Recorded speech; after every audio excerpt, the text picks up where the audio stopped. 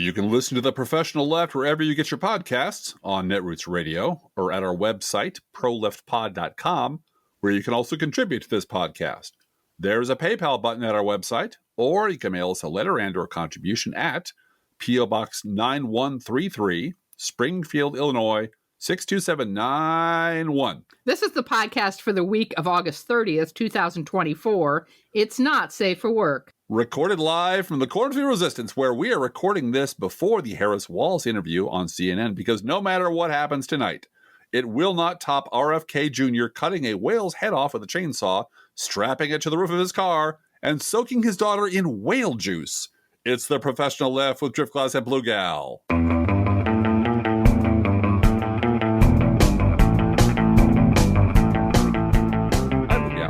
Hey, Driftglass.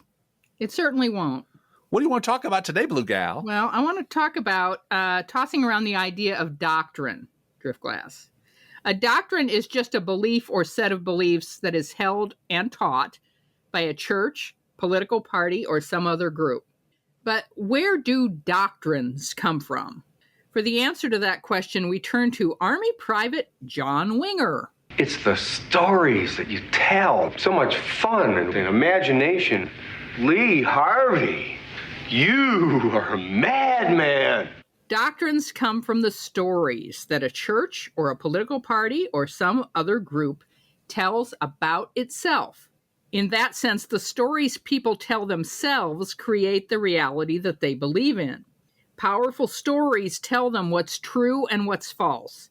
It gives them heroes and villains and victims and an explanation for why things are the way they are. And, at any given point in history, you'll find different stories competing to see which one will become the mainline belief of that era and which will end up either forgotten or as a heresy of some kind or just some sort of half-forgotten legend. Now, the very first book of the Old Testament, the book of Genesis, has this kind of doctrinal dispute over who created what and when built right into it.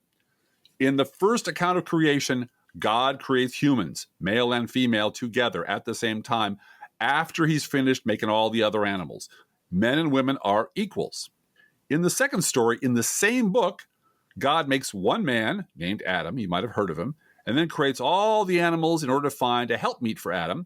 And God brings all the animals to Adam, and Adam says, "No, I don't like it. They're all terrible." So God makes a woman from one of Adam's ribs. She is subordinate to him, not his equal. In the New Testament, you can actually watch this kind of doctrinal dispute playing out as various authors describe the arrest, trial, and execution of Jesus of Nazareth. Now, earlier writers make it very clear that Rome in that story is the villain. Right. Rome had a very efficient way of getting rid of troublemakers for Rome. Mm-hmm. Those that preached violent opposition to Rome were crucified en masse along with all of their followers, all of them wiped out. Mm-hmm.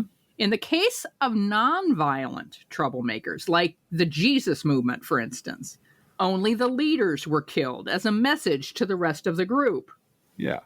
Now, if that solved the problem, great. If not, if someone else rose up and started preaching nonviolent resistance, there were more crosses. They could put another one up. Yeah. But they didn't waste a bunch of crosses and a bunch of time wiping out nonviolent people. No, just Jesus won't see him no more, Right, exactly, exactly. However, in later writings, such as Luke and Acts, the villain's role changes. Now the villain is the Jewish mob, and the Romans are merely acting as the mob, and the Jewish authorities want them to act. Pontius Pilate even gives the mob a chance to spare Jesus' life. But no, we want him crucified. Mm-hmm. Absolutely. Bring us Barabbas. And this is Pontius Pilate washes his hands. This is literally on you, washes baby. His hands. This is all on you. Mm-hmm. Right. Now, whether you believe any of this or not is beside the point. The fact of the writings themselves show the conflict between these two groups of early Christians. The Romans were the bad guys when the earlier writers like Matthew and Mark, or whoever wrote Matthew and Mark, were writing to for a Jewish audience, a hometown crowd. The Jews were not the villains. The Romans were the villains in the hometown crowd. But later writers, or whoever wrote Luke and Acts, which are actually one long book, were trying to spread the gospel to Greece and Rome. And if Romans were the villains, well, you see the problem. That's a bit of a problem. It's a marketing problem, Driftglass. It is a marketing problem. Oh, no. Romans had no, they were humble, puppets. They were innocent bystanders. That's right. And if you look at the early Catholic Church, which is the early church, there's all kinds of doctrinal fights like this going on all the time. One of the most well-known was caused by a pissing match between Archbishop Alexander of Alexandria, surprise, surprise, and a presbyter named Arius. I'm not going to go into it. There's a long theological discussion, but this happens a lot. And at the same time, there was this parallel theological controversy going on that's now known as I believe, Meletian Schism. Driftglass has been watching a lot of ancient history YouTubes, in case you don't know. Yes, I've been studying my Bible. Actually, I've been studying history because these schisms and conflicts were all over the place. And people were getting wiped out. People were getting written out of history books. And the reason the very first, the Nicene Council was called was, knocking heads together, going, enough of this shit. Yeah, we're right. Rules down. And those of you who are out are out. Those of you who are in, we're going to barber the Bible. We're going to cut out some books we don't like. We're going to shape the story to the way we want it. That's how this shit works. Yep. Mm-hmm. Now, jump ahead 19 centuries and you have Hitler. Hitler. Yeah. Sure. But here's the deal. Hitler carried out his monstrous agenda by telling the German people a story. And many of them wanted desperately to believe Hitler's story. Mm-hmm. It's a story about why they had lost the Great War. The lie that they had been stabbed in the back and sold out by politicians and bankers. They were the victims. The villains were the Jews. Any Jew, every Jew. Everything bad that had happened to them was because of some vast global Jewish conspiracy. A lie that grew strength from the centuries of growing German anti-Semitism that preceded it. And the heroes then were the Nazis, who were going to redeem everything. They were going to make Germany great again, Driftglass. And that was their motto, make Germany great again. Right. The fascists in Rome, I think, we were Romans once. Right. It's always that appeal to past greatness and the mythology that we're building up about who we used to be. Now, you mean like MAGA does with the 1950s? Oh, wait, I'm getting way ahead of myself. Excuse me. Please don't give the end of the story away, Blue Gal. Now, if you skip ahead to let's just pick a random number. Let's just say 2003, you will find a guy named George W. Bush and his minions telling a story about Iraq, a scary story about Iraq. And the story they told, which objectively was a gigantic lie, took us to war against the wrong country for the wrong reasons. And yet, even after the lie at the center of the story was exposed, millions of people continued to insist that somehow it has to be true. Somehow Bush was right and we were right and the liberals were wrong because their identities had been woven into the lie. They had become dependent on their identity on the lie. Bush told them that the attacks of 9/11 somehow had something to do with Iraq. Americans were the victims, and the villain was Saddam Hussein. And who was the hero, Blue Gal? Why, it was George W. Bush and his flight suit landing on that deck of the aircraft carrier. And with mission accomplished. Mission accomplished. There's your hero right there. And the collapse of that lie was why the Tea Party Bush off machine was created. Mm-hmm. And as we've talked about last week, the embrace of this new lie, that it was all Bush's fault and the Republican base was utterly innocent and blameless. Mm-hmm. And they were taxed enough already, by the way. That was something, made up. That was what sealed the deal between Trump and the Republican base. Mm-hmm. He gave them the absolution that neither Jeb ! Or any other establishment Republican politician could have in a million years. Yep. They wanted to be let off the hook for Bush. And Trump comes along and says, it was never your fault. It was that asshole's brother's fault. And they loved him for it. So no surprise that the chyrons on Newsmax just last night, as we were skipping through the channels, were, quote, Bush plunged America into Iraq war. And this was the Greg Kelly show. We were just steeplechasing. Yeah. And all of a sudden there's this segment on attacking George W. Bush, who plunged America into the Iraq war. And it was that with a picture of a stunned soldier looking like I have been betrayed next to him. And the next chyron read, Bush was the golden boy of the swamp. And that one showed a picture of George Bush and Vladimir Putin just palling around like old friends. And the work of the Bush-off machine is now complete. They are completely, they never happened. We were never part of it. We were never to blame for it, which is why we love Donald Trump. Yep. And that is what it is. It's a reinforcement of the Trump myth. Why would Greg Kelly start talking about George W. Bush all of a sudden? Yeah. It's to reinforce to people that Trump saved them from George W. Bush. From accountability. Yep. Yeah. From accountability for the war. Yeah. Now, the reason the media is so screwy and everything seems off balance and crazy is that we're now in the middle of a real doctrinal war. Yep. A winner-take-all fight to define the mainline story of our own time, and whoever wins, their story will shape our reality for decades to come. This is not Trump versus Harris, by the way. No, this has is bigger nothing than to that. do with that. That's a smaller fight in a lot of ways. It's important, but the bigger fight is what got us here and where will we be 5, 10, 20, 30, 50 years from now? Because right now, you know, you and I both know conservatives who look back 50 years to Bill Buckley as the hero and Ronald Reagan, and they just make shit up about what those people read like to justify their actions now. Well, right now, there's a fight over what the mythology or the truth will be 10 years from now, and who will get to run that reality past the rest of us, and who will enforce it on the rest of us. Now, we already know one of the rivals in this struggle. They're in the news every day. It's the MAGA people. It's the MAGA story. It's a story built on lies and racism and paranoia and xenophobia and homophobia and all-encompassing misogyny. Oh, let's not forget misogyny, gun nuttery, an anti-Christian pathology, and all-encompassing conspiracies. Conspiracies will cover everything that ever happened. It's very simple. Whatever the dear leader says is true today is true today, and will remain true until the dear leader announces a new truth. At which point the old truth is just forgotten. It's just gone. It's just wiped from all memory, which is why no fair remembering stuff is the motto of our other podcast. MAGA Republicans are, of course, the victims of a vast secret plots plural, backstabbing, you name it. And you and I and everyone who doesn't kiss Trump's ass, we're the villains. And who's the hero?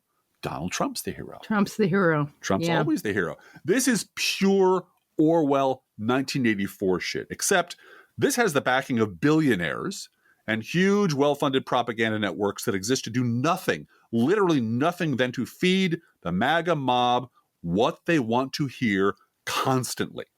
And about 60 million of our fellow citizens believe most or all of this bullshit, are locked into this, so you can just forget about spending your time and your energy trying to reach them and save them. That's not going to work. In fact, the mere act of trying to show them a way out of their cult is proof that you are not of the body, and therefore you cannot be trusted, which is why the idea of getting like George Bush or Mitt Romney to endorse Kamala Harris is ludicrous. Or 200 of their staff, which did happen this week. Doesn't matter. It doesn't matter because they're all put a dent in it. Yeah, they're all part of the conspiracy now. They're all part of the enemy list now. Yeah. These people are gone, baby, gone. They're gone for good. So just quit wasting your time trying to retrieve them from their black hole. They like it in there. They live in there. Another formidable enemy fighting for the power to define our era are the legacy media elite. This is from Bruce Bartlett on Twitter X, and it's an amazing thread. I recommend if you're on Twitter that you go and follow Bruce. Bruce is one of the few never Trumpers who have no illusions or excuses about how we got here. It is about the New York Times, but it is also about the Washington Post, all the Sunday shows, most non-Fox cable news, PBS, and NPR. Quote, the extreme bias of the New York Times in 2016 toward Hillary Clinton clearly cost her the election, and many Democrats are wary that it will do the same to Kamala Harris. But they need to understand why the Times has such outsized influence on American politics. It's not because ordinary people read the Times, they don't.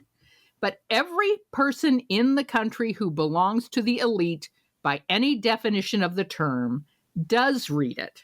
And I would add to that, they chalk up their reading of the Times to their, influential ability to be an elite in this world.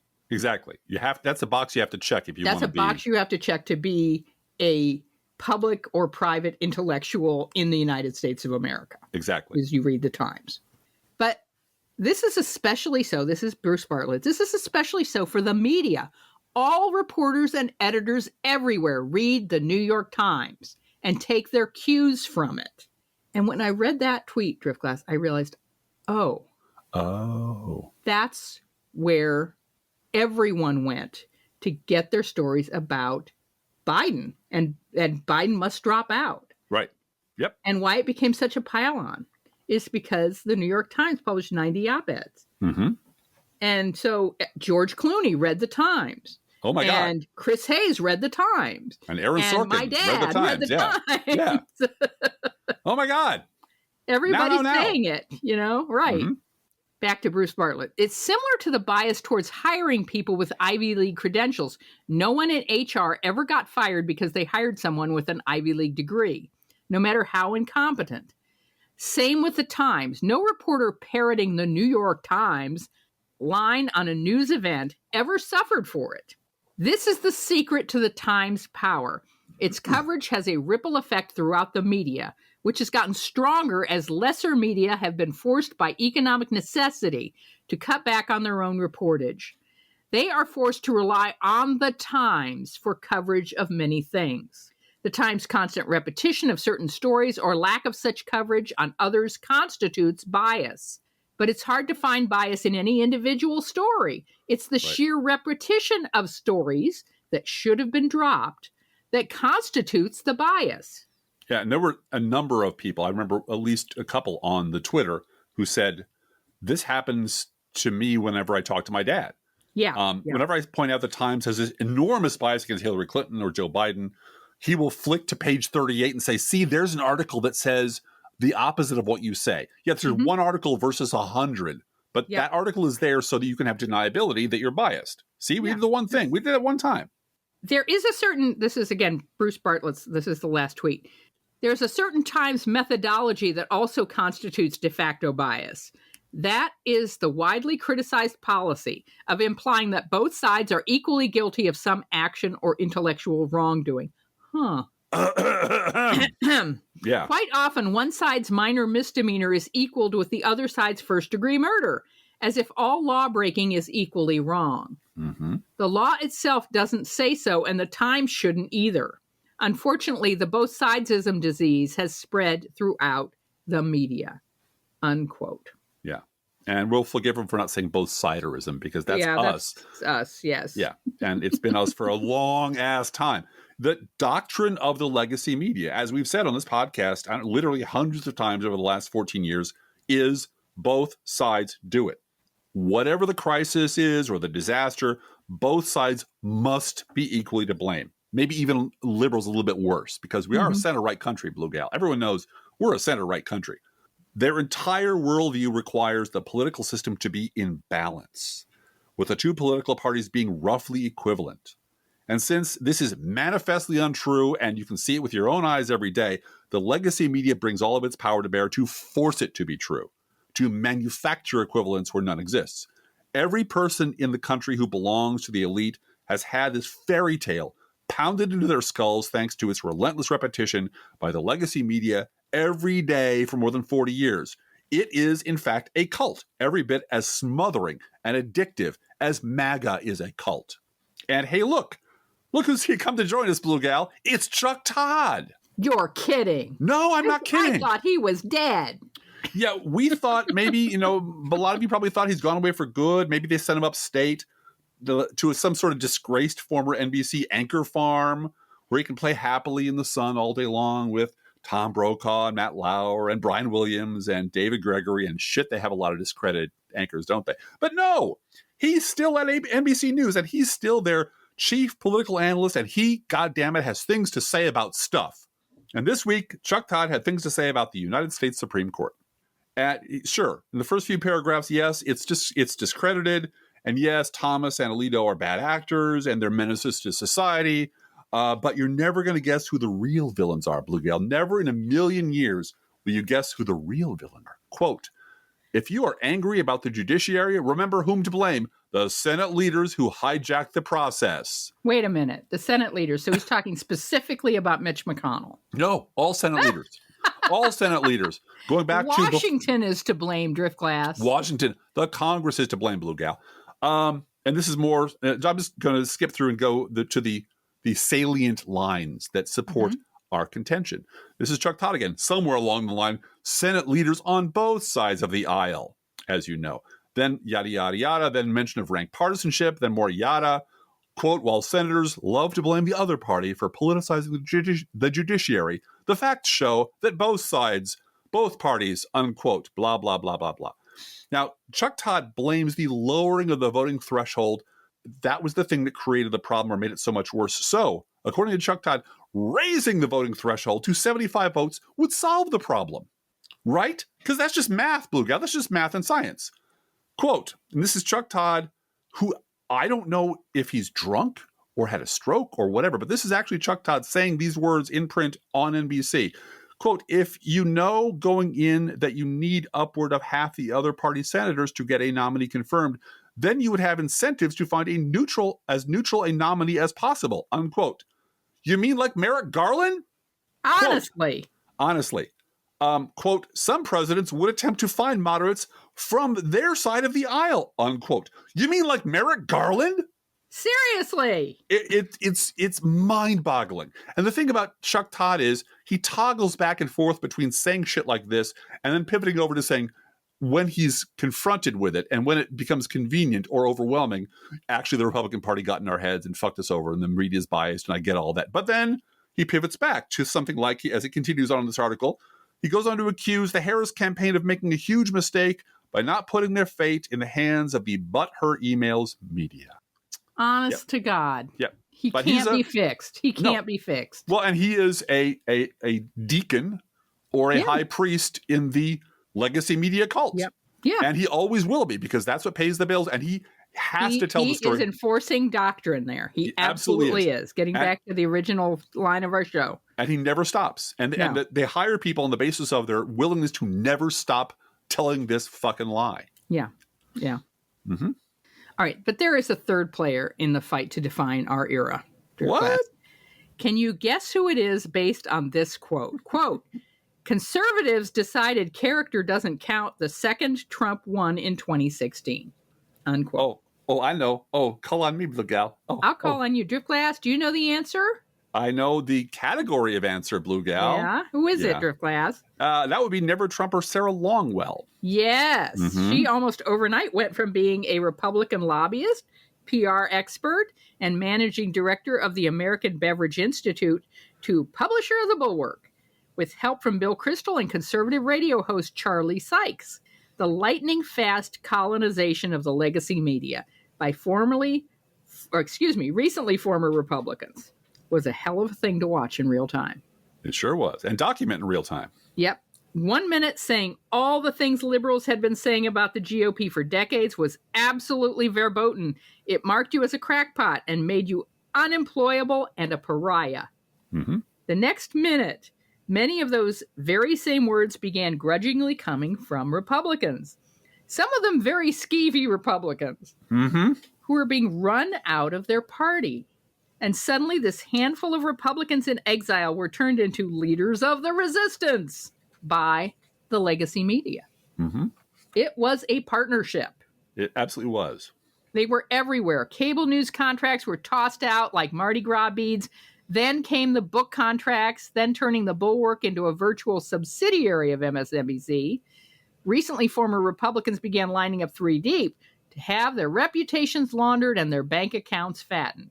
Why? Because they taught a doctrine of both sides and this is a fever, et cetera, et cetera. These people were doing literally nothing more than parroting decades of liberal critiques and analysis of the Republican Party, and they were being feted and celebrated in the legacy media while those liberals were still pariahs working out of tip jars. Uh-huh. Why? Well, look, the answer is very plain and simple. Never Trumpers offer the legacy media a myth and a doctrine that is compatible with its own. and we dirty hippies do not. We will not tell that story. Bingo. And that's the problem. That's the dividing line between the two. Now, remember, the legacy media absolutely needs to believe all the time and reinforce all the time that both sides are roughly equivalent. Because if that story ever failed, you know what happened, Blue Gal? You cursed brat! Look what you've done! I'm melting! Melting! Oh, what a world! What a world! And that's why liberals, especially liberal bloggers and podcasters, are still pariahs.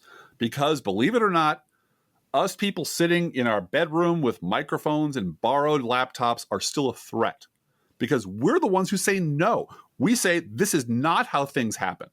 The Republican Party has been on this trajectory for decades, which means the legacy media has been failing for decades. They have been lying to the public for decades. That's our story, and we have the receipts to prove it. On the other hand, Never Trumpers offer them a redemptive fairy tale. They say Republican Party was doing just fine until 2016, which means the legacy media was doing just fine all along. Then suddenly and inexplicably, nobody could have predicted it, Republicans all collectively lost their minds. That's when the good Republicans left. The legacy media didn't fail because what's happened to the GOP is just a glitch. It's just a fever, and it'll pass one of these days soon. Yep. This is a former National Review hack, now a New York Times op-ed columnist, and potential third-party candidate for president in 2016. I think Bill Kristol wanted him to run. Desperately wanted him to run. David French. He was on MSNBC Driftglass. I just want you to know, our liberal television. So he has that New York Times, National Review, MSNBC crossover that's just a sweet spot for all this nonsense. Sure. Quote, if you've been a lifelong Republican, I've got news for you. This party is not the party you grew up with. Except, yes, it is. It very much is. And I'd be happy to come on with David French and explain using little words exactly how this is the Republican Party you grew up with. It's been on this trajectory for 40 years, and he damn well knows it. This is David French on social media. Quote, the next couple months are going to be full of accusations that a person can't be a Christian and vote how they're voting. Ignore those voices. There is no credible argument that our vote defines our walk with God. Good people will vote for Harris. Good people will vote third party. Good people will vote for Trump. I don't think each vote is equally correct, but our vote does not define our character. Has he talked to Ross Douthat lately? No, I don't think he has. How we treat people does. It's the ends justify the means ethos that corrupts us. Aww. No, it isn't. No, it isn't. This is Charlottesville. There are good people on both sides. On both sides. There are good people. Yeah. And it's just, and this is the story. This is why he has a New York Times column. Right. Because this is the story he's willing to tell. Yeah. Their story is that basically most Republicans are good people. And that a theoretical good Republican Party is somehow trapped inside the Trump Republican Party. No, it isn't. It's not. And once we take down Trump and a few other bad actors, balance will return to the force. That's right. And then we can get on with that grand bargain about, Medicare and Social Security Driftglass. 100%. It's a story that is about 90% compatible with the bullshit the legacy media is selling, which is why Never Trumpers were welcomed into the legacy media, while liberals, again, remain despised outsiders. Because we're going to remind people about the grand bargain. Yeah. We have, no fair remembering stuff is one of our many mottos. We have archives. We have receipts. We remember the Iraq War. Remember Nixon. We remember Iran-Contra. We remember even more recently, all of the anti-Obamacare votes. Oh, yeah. Voting 60 times to take away health insurance from American citizens. Just to fuck with them. To fuck with them. Is disqualifying. Because I keep saying that. Yeah. Because it was something the black guy did. We need to undo it. And it's still going on. Because southern states will not expand Medicaid, excuse me. And because the black guy did it. Yeah. And they don't want to get their hands dirty. But, there's the story that third parties are trying to sell. We ignore them now. We're in the middle of a two-party election, essentially. But there's a story the third party people are trying to sell as well, which, ironically, is basically some wildly mutated version of the legacy media fairy tale of both sides do it, right? It's exactly the same thing that George Wallace ran on in 1968. Not a dime's worth of difference between two parties. There's only the uniparty, Blue Gal, the uniparty. And everything will be terrible until we disrupt the corrupt duopoly. Oh, that sounds familiar, Driftwood. Oh, that beautiful, that 2016 aroma just never stops stinking up the universe. Yeah. And finally, and let's not forget, there's one more story to tell, and that's our story, which amounts to nothing more really than a pretty fair and accurate meditation on 60 years of American politics and media. And it's a story that makes everyone else very angry, but we keep at it and keep at it and keep at it because diagnosing what's really happening to our country, we believe, is the only way to really save our country. Yeah. I think it's important to add to all of this the threat that younger creators than us are to all of it. Yeah. Because they are bypassing legacy media and reaching the vast audience that is larger than the boomers. And in greater numbers, because the whole argument it's the argument on Fox and it's the argument with all of the cable networks of, combined, when you combine the New York Times and MSNBC and CBS and all of these news outlets, we have the American audience. Yes, we do. And then you find out, that this TikToker can reach 300 million views in a couple of days.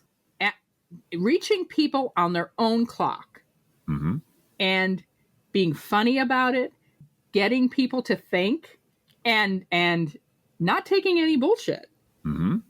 And it's clear that the Harris campaign gets this landscape. Absolutely.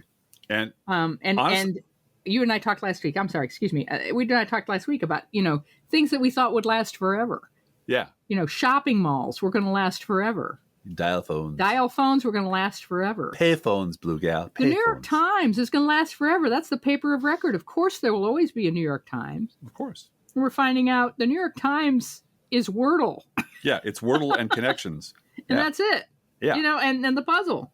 And it's not going to last forever. They're losing their audience. And intellectuals, people under the age of 30 who are college educated, are not impressed. No. And I do think this pushing Biden out and ignoring everything that Trump was doing and is as a person. Right now. He's doing something awful right now. And all year was the straw that broke the camel's back. Because you and I started boycotting MSNBC for the summer. Yeah, forget it. And a lot of people said, that's it. We've had it. Not watching anymore. And I maybe it woke people up a little bit, but I don't think so. I think they're firmly ground in their cocktail party circuit, talking to each other, figuring out how to market things, and being the paper of record. They tell themselves every day they're the paper of record. Well, and you and I used to have a policy back when this was a thing about blogging is you want to be on our blog roll. Remember blog rolls? Yeah. Blog for whatever it was, 6 months or every day for 6 weeks, and then talk to us and we'll put it on the blog. But you got to do it every day. And the thing was, people have asked me, like, shouldn't we start a blog for this nonprofit or that group or whatever? And I said, you can, but here's the thing about blogs. And I know this is taking a little bit of a detour, but it's coming to a point. And that is, you have to have a unique voice. Right. You can't just dump AI-generated press releases in there every day. You actually have to speak with the voice of your organization. You have to have someone there who's got a distinctive style and voice. If you read my blog or your blog or Digby's blog, you know who wrote it. Right. There's no doubt who wrote those things. We all have our styles and we all have our voices. This was the cardinal mistake the mainstream media made about blogging and later podcasting, which was they stole the form of the blog. They stole the form of the podcast. They said, oh, there's something going on out there called blogging. That seems very interesting. They're taking a lot of viewers from us and making us look bad. They're making money. And they're making money. Let's give Ben Dominic a blog on the, he's a plagiarist and a liar. Oh, well, that can't be true. And what they didn't want was people blogging in their own voice that would contradict the mainline story that they were telling. Right. I think they're going to, and podcasts the same. I mean, the New York Times has 20 podcasts, I guess. Yep. And I'm looking forward to the day when, they come to David Brooks and say, look, David, we realize you're 82 years old, but you're going to have to do TikToks now.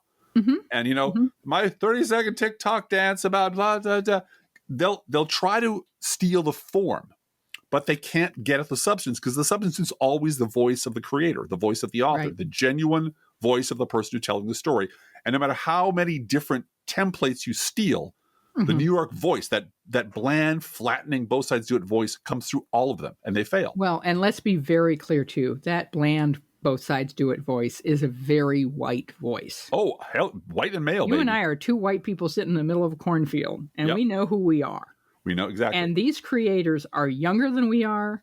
They are African American and other races and come from a completely different background and grew up with this. Right. I mean, that is the difference to me, is you talk to our kids who are 20 to 25 years old, and they do not understand that there was a time before YouTube.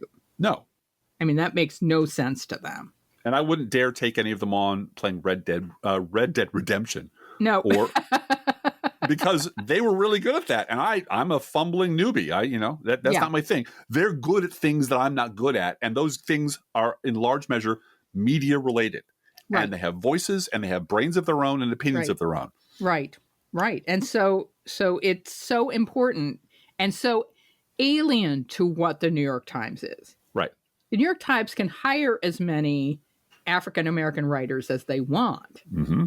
But if the leadership and the zeitgeist of that newspaper is, we are the old gray lady establishment media and everyone bows to us. Mm-hmm. And our doctrine, getting back to that, is both sides do it. And we will pile on Democrats to make Republicans equal to Democrats. That's how we do it. Because we need both sides to be equally bad. Mm-hmm. And we need Hillary Clinton to be equally bad to Donald Trump. Well, and that means 50 articles about her and her emails to one article about him and his rape and his grab him by the pussy.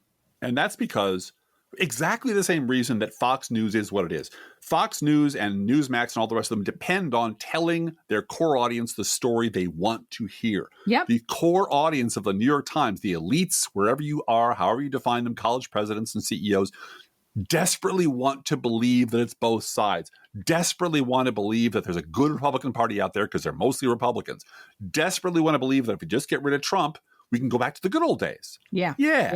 And so they are not going to change their tone because they're the people who pay the bills there and who give them respectability by quoting them and reading them don't want to hear any other story other than both sides are bad and liberals are probably a little bit worse. And this is why you and I are, geared up to watch very carefully what Fox News does when Trump loses. And, not, again, knock wood, spit on the floor, run outside. Turn around in the snow 3 times. I understand that's a West Wing thing. So, but yeah, Fox News is going to have to rebrand everything they say and write a new doctrine about, taxing. Kamala Harris is raising your taxes. That's going to be one of the big things. And they're trying it now, and they're failing pretty spectacularly. I got to say, which I believe leads us to our news roundup. Yes, let's do a news roundup. The Bidening continues, and I have some breaking news about this story.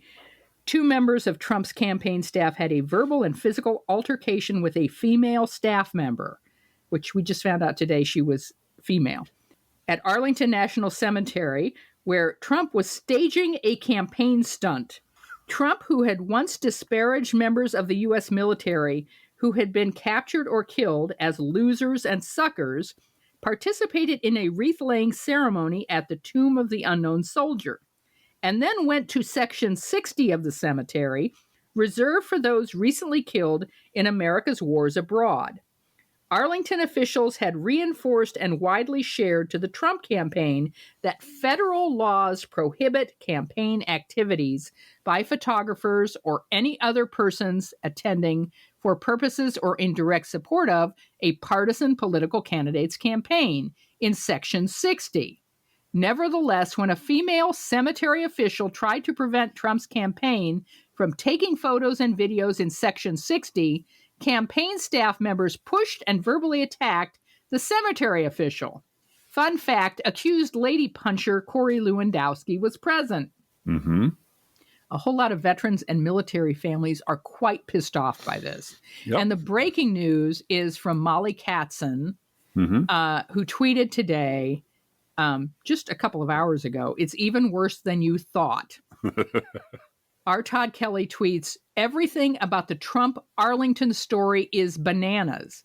But maybe the most bananas part was the actual plan itself, to secretly film a fake established memorial event and then claim Harris refused to attend." Mm-hmm. Talking Points memo writes, 3 days ago, the Trump campaign held a campaign event at Arlington National Cemetery. The idea was to lay a wreath honoring the 13 members of the U.S. military who were killed during the evacuation of Kabul in 2021 and film a political ad. They would distribute the video and attack Vice President Harris and President Biden for not showing up for their campaign event, which they sought to portray as an established memorial. As soon as the video circulated, military policy experts I know said right off the bat they were shocked that the campaign had been allowed to hold a campaign event on the grounds of the cemetery and circulate video of it. It isn't just unseemly, it's against the law. How are they allowed to do that? Oh, no. You mean like holding your convention at the White House? At the White House, on the White House lawn? You mean like that? Exactly. Yeah. Exactly. Yeah. Yep. They don't give a shit. No. And the only thing that stops them is somebody bigger than they are pushing them back and pushing them back and shoving them back and locking them up once they've been convicted. They don't understand. The thing that is bigger are military families. Oh, well, you'd think so. That's the thing that's bigger.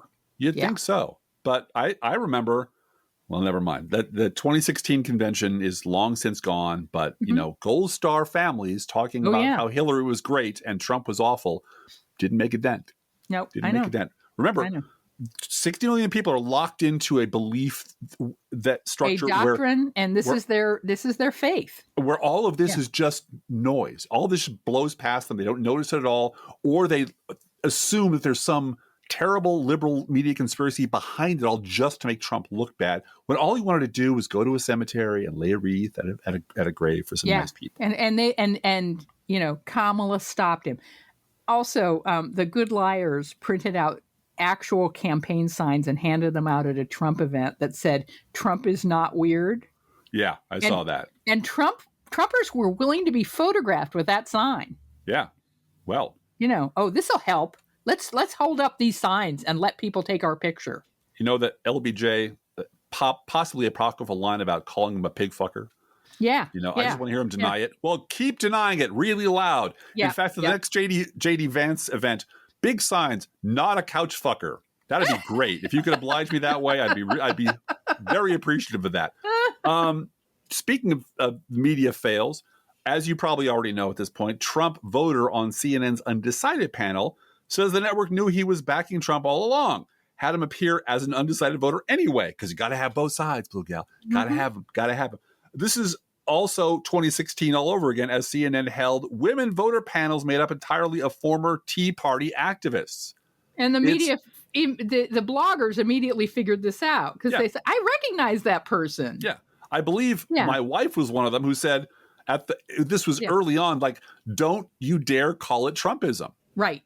It's not. It's Republicanism. These are Republicans. Yeah. David French. And I know you listen. All of a sudden, they're on Trump panels. Mm-hmm. But they were Tea Party activists before that. Yeah, no. Brand new voters, Driftglass, all the time. Brand new voters. Trump's national security advisor says the Trump administration forced the release of 5,000 Taliban terrorists.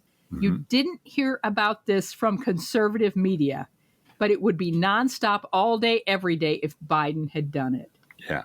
And Hat Tip Digby, as I said when she tweeted about this, Google Tonga massacre. Yeah. There is a Tonga massacre. There's a whole Wikipedia page about it.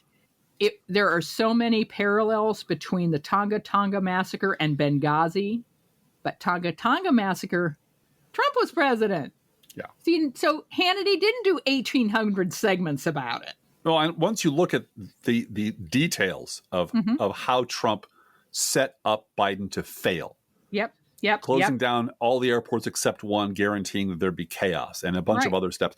Like, was this deliberate? Was he sabotaging this on purpose? Because it doesn't look at all like a peace plan or a peaceful withdrawal. It looks like I'm going to leave a bomb for the guy who's following me.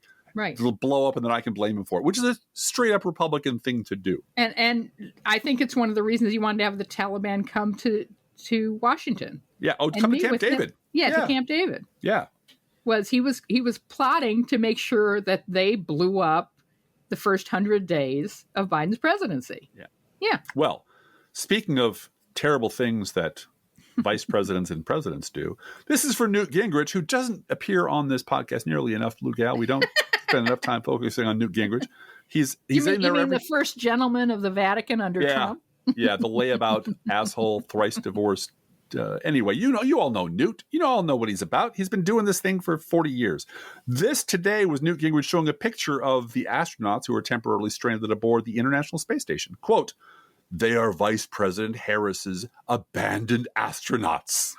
Because, she forced them up there and shut the entire space program down and said, nobody go get them. Because that's what vice presidents do, Blue Gal.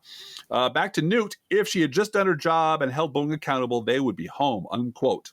This is a noun, a verb, blame Democrats. Oh, yeah. Newt Gingrich blames. You Google Newt Gingrich blames, and he just takes whatever's in the headlines today and goes on and blames Democrats and speaks in sound bites. No, see, I think you're wrong, because I understand from Sarah Longwell that conservatives really were all about character and stuff right up until 2016. And then suddenly all of them. Yeah. No? Really? Okay. So Joe My God on social media steps in to helpfully correct poor old Newt. Oh, yeah. The Boeing Starliner's $4.5 billion contract was awarded in 2014 under the leadership of GOP Speaker John Boehner. GOP Representative Hal Rogers was chairman of the House Appropriations Committee in 2014. Oh. And those Republicans gave Boeing the money and the contract. And a blank check. Basically a blank check. Yeah. Because Boeing. Yeah. It's Boeing. Sure. This is from brother Charlie Pierce, friend of the pod, Charlie Pierce. Hey, Charlie, I know you listen. Hi, Charlie. So the secret word today is Kwisatz Haderach. Kwisatz Haderach. You say the secret word, you win $100. This is from Charlie Pierce. You knew he would get around to this sooner or later, but apparently it took the relentless interrogations of, checks notes, Dr. Phil to worm it out of him. This is from The Guardian. The Republican president nominee's claim, for which he offers no evidence, was made on the television talk show Dr. Phil, hosted by Phil McGraw on Tuesday. The remarks follow disclosure that several Secret Service agents from the Pittsburgh field office have been placed on administrative leave after the 13 July shooting. When this happened, people would ask, whose fault is it? Trump told McGraw. I think to a certain extent it's Biden's fault and Harris's fault. And I'm the opponent. They were weaponizing government against me. They brought in the whole DOJ to try and get me. They weren't too interested in my health and safety. They were making it very difficult to have proper staffing in terms of Secret Service, which is, a very Trump way of forming a sentence. He's nuts. Everyone knows he's nuts. This is the dumbass story of the day. Yeah. The Washington Free Beacon has this stunning breaking story. Kamala Harris left her summer McDonald's job off of her resume and her job application a year after graduating college. Mm-hmm. But wait, there's more. Because everyone puts McDonald's on their resume after college, right? Mm-hmm. This earth-shattering story was uncovered by Peter J. Hasson, who lists on LinkedIn former Fox News senior editor and Washington Free Beacon as the only jobs he has ever had. What is he hiding, Driftglass? What is he hiding? I refuse to believe this person's first job out of high school, because I assume he didn't graduate from any reputable college, was former Fox News senior editor. I'm guessing he was procurer of sofas for a potential vice presidential candidate, or maybe he got dogs lined up for Kristi Noem to shoot. I don't know. He won't tell us. Something. Yes. What's he hiding?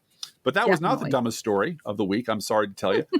Even dumber, in more breaking news, the city of Minneapolis, sadly, is gone. This is Donald Trump talking about Tim Walz. His state is in a state of shock from his governorship.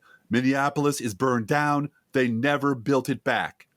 Very sad. Wow, Very, very there are sad. some well-appointed brew pubs in Minneapolis that will be very surprised to hear this, Drew Yeah, Class. the hundreds of thousands of residents of Minneapolis, St. Paul area are going to be real shocked that one of their cities is just a smoking hole in the ground now, and just abandon it. Go, leave. J.D. Vance once accused teachers without children, and by the way, I am reading this story because my partner in this podcast is a 16-year stepdad. Yep. And might just get too angry and throw his microphone across the room over this story. I have things to say about J.D. Vance I can only say to you, Blue Gal. Yeah, I know. J.D. Vance once accused teachers without children of trying to brainwash the minds of children during a forum for Republican Senate candidates in Ohio, hosted by the Center for Christian Virtue in 2021. I'm not going to say they're all pedophiles. I'm not going to say they're all pedophiles. No, I'm don't not say gonna they're all pedophiles, They're all Jeff pedophiles. Glass. I'm not going to do that. They should answer as to whether or not they're pedophiles. That's They all. won't. Why won't they admit? Why won't they say it? Why won't they say they're not a pedophile? Mm-hmm. Vance claimed that, quote, so many of the leaders of the left, quote, want to control what our children learn. Vance went on to criticize Randy Weingarten, the president of the American Federation of Teachers, saying she doesn't have a single child. She has stepchildren. She raised stepchildren. Mm-hmm. He added, if she wants to brainwash and destroy the minds of children, she should have some of her own and leave ours the hell alone. I'm making a single-digit gesture at the microphone at the camera right now. He is making a single-digit gesture to J.D. Vance right now. I do have a question about J.D. Vance. He's Catholic, isn't he? He is a converted Catholic. Right. Yeah. Now, remind me again, do nuns have children? This was what Chris Hayes said last night. Just take it up with the nuns who run Catholic schools. Yeah. Do nuns have children? Yeah. I forget. And I Are think they maybe brainwashing children in the Articles of the Faith? You bet they are. That's their job. Yeah. I think really nobody's worse at running for anything under this level of spotlight than J.D. Vance. If you want 10 Commandments in school, there are a lot of Catholic schools that have the Catholic version of the 10 Commandments on the walls. Yeah. And you can send your kids there. You can. No one's going to stop you. I would hunt for the school that has the Beatitudes on the wall instead of the 10 Commandments. But that's just me. This is from Tom Hartman in the New Republic. GOP, if we can't win, we'll cheat. If we can't cheat, we'll intimidate. Quote, last week in Texas, Attorney General Ken Paxton unleashed police raids of the homes of Hispanic voting activists. Get ready for more of this. The Republican Attorney General of Texas sent armed police officers after Hispanic voters, some of them in their 80s, to intimidate, threaten, and destroy them financially by forcing them to hire lawyers to defend themselves, even though they are perfectly legal voters. At 6 in the morning on August 20th, according to the New York Times, 9 officers, some with guns, showed up at her home after having broken down a door to raid the home of Manuel Medina, the chair of the Tejano Democrats. Martinez asked who was at the door, and, the Times noted, the officers then pushed open the door and invaded her home. Tom Hartman continues. All across the state, apparently, police were raiding the homes of Hispanic voters. The head of Texas LULAC, Gabriel Rosales, who was on my radio TV program Monday, told me and the Times, quote, it's pure intimidation, unquote. Yeah. Thugs. The ACLU needs our support, folks. Yeah. And LULAC needs our support. Trump's economic proposals would increase the national debt by $5.8 trillion over 10 years. But the deficit, Driftglass. But the deficit. Both sides. According to nonpartisan estimates, Trump's plan to permanently extend the 2017 tax cuts, eliminate taxes on Social Security benefits, and reduce the corporate income tax rates would add a net $5.8 trillion in deficits over the next 10 years. That causes inflation, I think, Driftglass. I understand that he has big plans, and they're all in this big book called Project 2025. There's all kinds of good, juicy stuff in there, and I urge people to go read all 881 pages of it, or 813, or whatever it is. You know who's reading all of it, or a good chunk of it, is Hal Sparks. Oh, yeah. He's going through No. section by section and watching the videos of the designers of this and doing a very good critique. So Hal Sparks. hats off to Hal Sparks. He does Friend of the pod, Hal Sparks. Never He's forget. amazing. Friend of Yeah. the pod, Hal Sparks. Yeah, he Friend of does the have pod. this, occasionally it's just too much of a meal for me. I know. You're like, okay, I've done it. I get it. Yeah, I get it. But the service he provides is Oh my well worth your gosh. time and attention. I know. I really appreciate it. It's good knitting time too. Each week we post to our Facebook page an internet kitty sent in by you, the listeners. This week's internet kitty is a dog named Georgie. And Georgie is just cute. That's all I have to say about him. Just cute. Just cute. And of course, Georgie eats freshly poured pet food, our fake sponsor. Whether you serve pet store perfection or dollar store dreck, your dog will sit on the kitchen floor and demand that the food they eat is only freshly poured. Hey there, Georgie girl. Oh, that dates me. Freshly poured, freshly poured. Oh my Lord, it's freshly poured. And you can visit Georgie, such a sweet dog, at our Facebook page or website, proleftpod.com. And you can send your internet kitty, dog, or other pet to us at our email address, proleftpodcast@gmail.com, where you can also write to both of us. Mhm. Feel free to write to us. We love hearing from you. Be aware that if you write to us at any of our addresses, we reserve the right to read your email or U.S. Postal Service Go Postal Unions letter on the air unless you say otherwise. And I want to thank the 4 new Patreons who signed up this week. Bless your hearts. Some of Bless them your hearts. for, an annual thing, because some people just like to give once and know they're going to give again next year. That's fine. great. We'll be here next year. Some people want to do $5 a month because that's just easier, and that's fine too. It's however you want to do it. Just it's patreon.com, and we're very grateful. Yeah. And on that note, don't forget our gourmet coffee guidelines.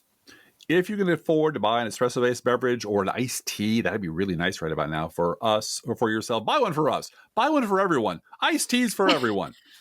This is not charity. This is our job. If you can spare $5 a month, please spare $5 a month at patreon.com/proleftpod. And another thing you could do that costs nothing is share our show on social media. Hit that like and subscribe button or whatever the hell the kids are doing these days on the TikTok. I don't know. And if you love this podcast, please get someone else who listens to podcasts to listen to them in their headphones or on their phone. And thank you for doing that. Hey, Driftglass, how are the internet kitties doing this week? Blue Gal, the internet kitties wish a happy, belated tan suit day to all who celebrate. Let's think about living. Think about living. Let's think about loving. Think about loving. Let's think about the hooping and the hopping and the popping and the loving, lovey-dovey. Lovey-dovey-dovey. Let's forget about the whine and the crying, the shooting and the dying, and the fellow with the switchblade knife. Let's think about living. Let's think about life. The Professional Left podcast is recorded under a Creative Commons license. Copyright 2024-25, GGBG Productions.